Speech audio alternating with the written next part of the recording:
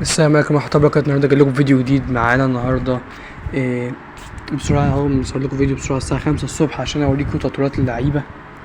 عن اول لاعب او حارس اليسون زي ما انتم شايفين. طبعا دي تطويرة 4-8-8-5،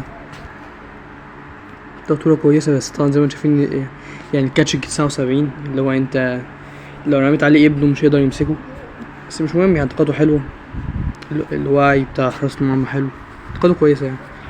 طبعا الحارس اوفنسيف يعني حارس هجومي، بيحب يضغط ويحب يشوف تحت التلات خشبات. بعديه روبرتسون 97 ستامينا 97 ستامينا 90 سبيد، شوية حاجات تانية كده.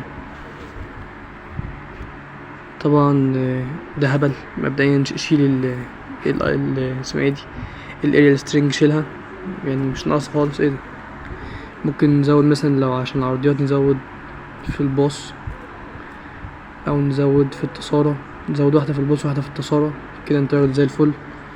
يبقى كده 5-4-6-12-8. ده روبرتسون. نروح على تالت لاعب جوميز، زي ما شايفين طبعا انتقاد حلوة جدا، برافو، عاش جدا.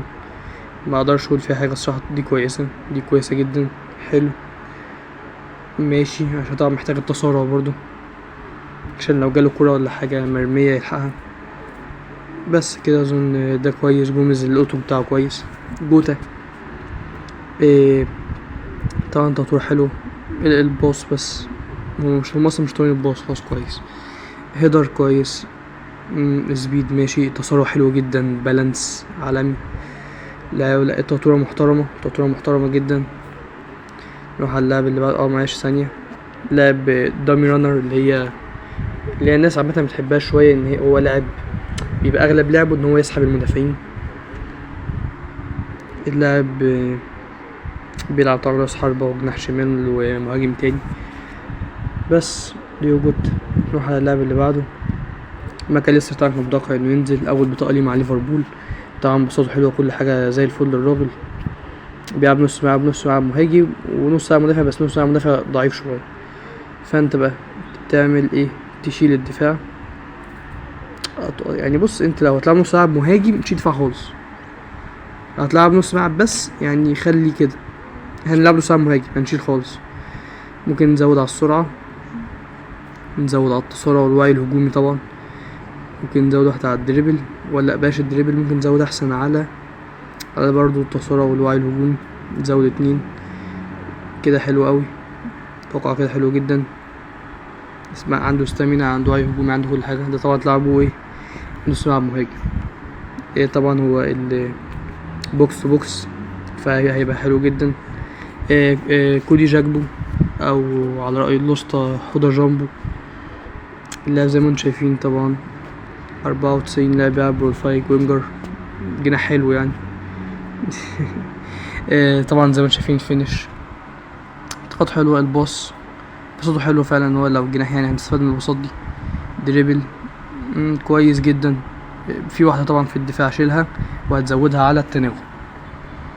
اللي بعده اللي قبل الاخير هارف اليوت. طبعا اول بطاقة ليه، اول بطاقة يعني مع لعب بطاقات الايبك او بطاقات حلوة يعني عامة. كرياتيف بلاي ميكر، طبعا بتشيل واحدة الدفاع دي برضو، ده كويس تمام، حلو جدا ماشي. ممكن مثلا الهجومية دي لو انت هتلعبه هجومي ماشي خليها.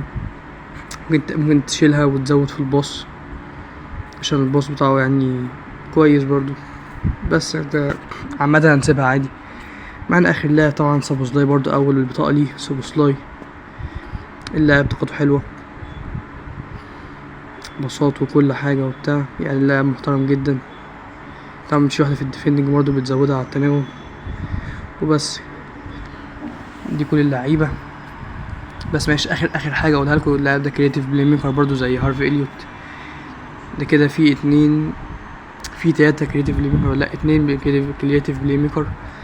بس كده اظن كده تمام. يلا سلام.